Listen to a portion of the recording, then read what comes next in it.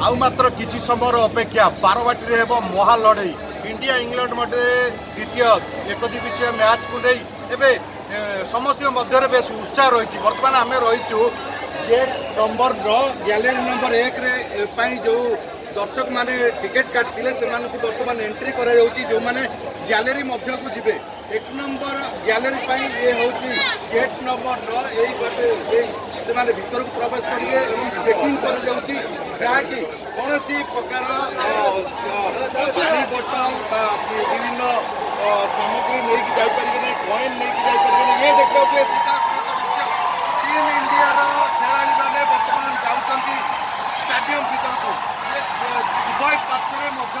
Fan मैंने अपेक्षा करते केतबे दुईटी जाक टीम जीव प्रथम इंग्लैंड टीम गला और तार मात्र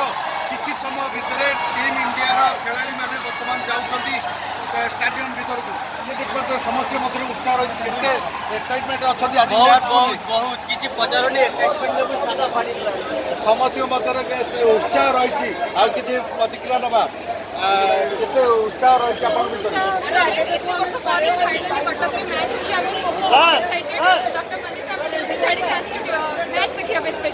अच्छा केत बड़ू आसिक लाइन में ठिया होते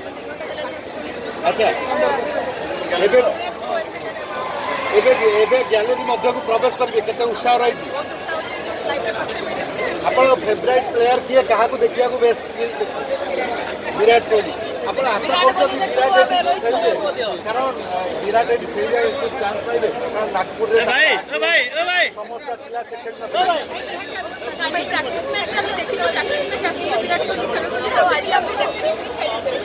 समस्त मध्य बेस उत्साह रही समस्त आशा रही विराट कोहली ये खेलिए और परफॉर्मेंस जो पूर्व मैच जो भाव में विराट कोहली परफॉर्मेंस रही से गोटे दमदार परफॉर्मेंस रो समस्त मध्य बेस उत्साह रही लाइन पूरा लंबा लाइन रही जोटा कि 1 नंबर गेट रे 1 number gallery gate number line 9 रे लाइन आसुँच आज किस समय मध्य आप गैलेरी को प्रवेश करेंगे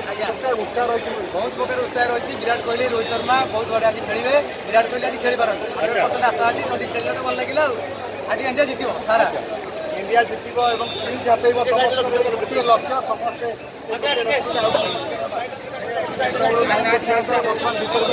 उत्साह रही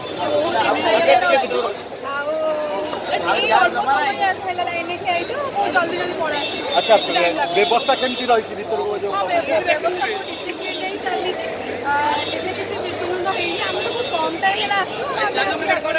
अच्छा आप फेवरेट प्लेयर क्या देखिए चाहिए विराट कोहली समस्त से गोटे कथा विराट कोहली विराट को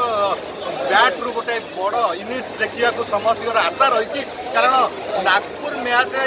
विराट कोहली खेली नथिले समस्त आशा अच्छी बारवाटी से खेलिए और पूर्व जो रही परफॉर्मेंस पूर्व फेरी पाइबे से टीम को गोटे बड़ इनिंग्स पहुँचे कारण एठारे जदि टीम इंडिया जितुची सीरीज हाथ होची तेणु आम कहीपर समस्त मध्य बेस उत्साह रही बारवाटी स्टाडियम परिसर चित्तरंजन सामंतराय नक्षत्र न्यूज।